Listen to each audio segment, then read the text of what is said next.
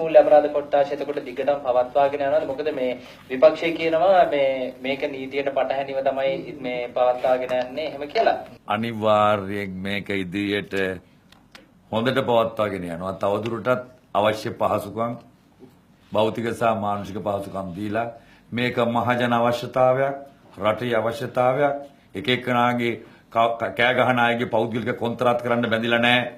FCID එක සුසු පුද්ගලයෙක් බලලා ඉවරලා හිටන් ගරු ජනාධිපතිතුමා අගමැතිතුමා තෝරලා පත් කෙරුවා එතෙන්. මට පොලිස්පති හැටියට සෙල්ලම් කරන්න බෑ වගේ. එයාට සෙල්ලම් කරන්න බෑ FCID CDD හැටියට.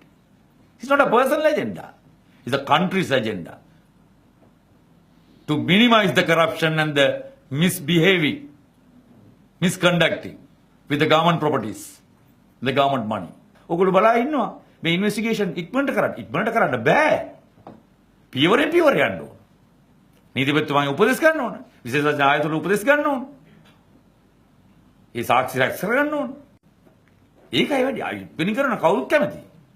ඉක්මනින් ඕන තරම් කරන්න බෑ. නමුත් කරනවා. Everything will be inquired into. ඔගොල්ලෝ අහන්න ඉස්සෙල්ලා මම අහන්නම් තාජුඩින් කේස් එකේ. This inquiry will be continuing. Whoever responsible will be taken into custody. Step by step. පුද්ගලික පහර දීම් නැහැ. අදාළ පුද්ගලයන් අත්අඩංගුවට ගනී ඉදිරියට. කවුරුත් නෙව whoever this will be taken into custody. පොලිස්පතිතුමා මේ සම්බන්ධයෙන් මන්දගාමීත්වයක් තිබුණාද? මොකද මේ තාජුදීන් ඝාතනය සම්බන්ධයෙන් ඔබතුමා පැමිණි පසු තමයි පොලිස් නිලධාරියෙක් අත්අඩංගුවට පත් වෙන්නේ. ඒ කියන්නේ මේ පරීක්ෂණ යම් යටගැසීමක් තිබුණාද පසුගිය කාලේ? නෑ. එහෙම යටගැසීම් නෑ. මේක මේ ඒක පුරෝගතන මිත්‍රයා.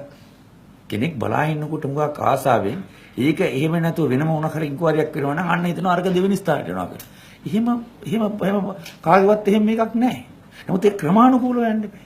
තමන් ඒක ඇෂුවර් කරනවා. මොකද පොලිසියටයි මේ චෝදනාව එල්ලුවේ? නෑ පොලිසියට චෝදනා කරලා කරන්න ඕනේ. පොලිසිය වැරදි තියෙනවා මං කිව්වේ.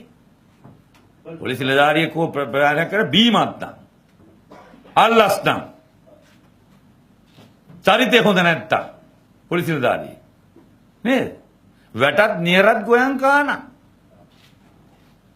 කාට කියන්නේ යමාරු නීතිය ක්‍රියාත්මක කරන්න ඉන්න පුද්ගලයා නීතිය කඩනවනම් ඔගොල්ලන්ට මොනතරම් සාධාරණ ද්වේෂයක් ඇති වෙනවද මාන්ති අයයිටියට ජනතාවට යකපත් කරේ බම්බුටද කියලා හිතනවනේ.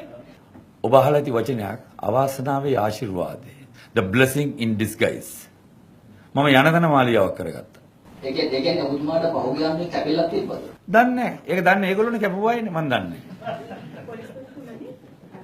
මට ටිකක් හිතුණා. ඔව්.